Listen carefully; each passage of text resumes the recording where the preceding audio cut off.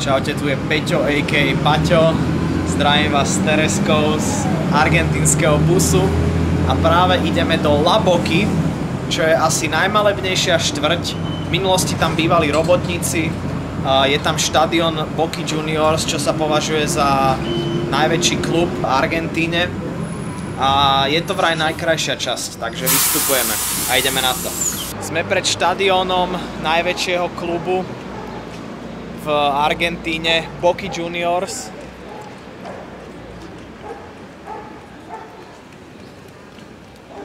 Všade v tejto štvrti sú ľudia, ktorí majú oblečený dres Boca Juniors. Sú tu domy namalované v ich farbách. Je tu hrozne veľa obchodíkov Boca Juniors. A musím povedať, že tu v Argentíne hrozne prežívajú futbal, hlavne čo sa týka rivality medzi Boca Juniors a River Plateom. To sú dva najväčšie kluby a bežne sa tu môže stať, že človek si nesadne za jeden stôl s fanúšikom toho druhého klubu. Počas zápasov Boca Juniors a River Plateu to úplne vrie, sú tu bitky. Cíti tu veľmi tú futbalovú atmosféru. Zamierili sme na trhy v La Boke. A je to tu veľmi, veľmi farebné a krásne, však posúďte sami.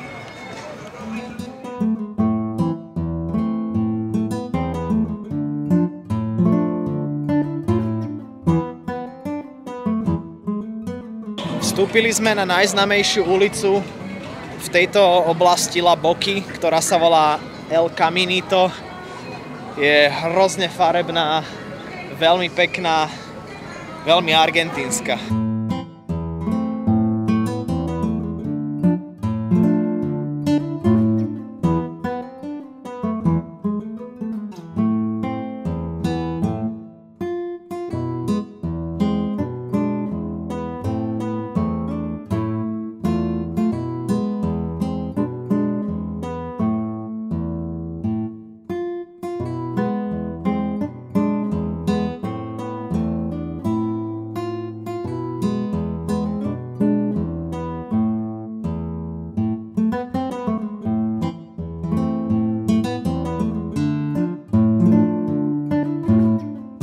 Tak končí sa nám náš trip do La Boky. Veľmi pekná časť, ale dnešok ešte nekončí. Dneska pôjdeme do veľmi peknej časti zvanej Soho a ideme tam na nejaký drinčík a pivečko. Ale musím vám povedať, že nebolo to až také ľahké dnes, pretože mám ohromnú svalovicu zadných stehien a chodím jak úplná kalika, totálne retardovaný človek. A strašne ma to bolí a frajerka sa za mňa asi hanbila celý čas, ale... Kecáš, ty kaliko. Chudáček. Vraciame sa a ešte večer pivečko. Dámy a páni, ja som úplný debil. Idem si takto ulicami Buenos Aires, nočného Buenos Aires a zrazu vidím Theona Greyjoya. Tí, čo sledujete Game of Thrones, tak viete, že to je jedna z hlavných postav. A ja debil som zabudol, že mám pri sebe kameru. Tak mám s ním ale fotku samozrejme. Ale mohol som s ním spraviť nejaké úplne super videjko a strašne ma to mrzí, no nevadí. Tak sa na to idem najebať.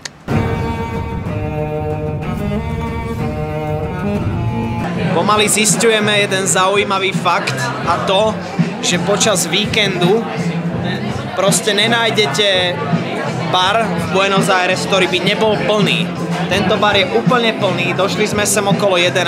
a je to totálne plné. Je úplne nádherný, bohužiaľ je tu veľké prítmie, tak to asi nebudete vidieť.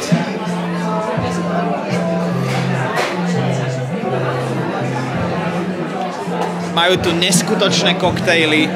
Celé Buenos Aires, hlavne táto časť, toto centrum je úplne originálne, krásne. Na zdravie.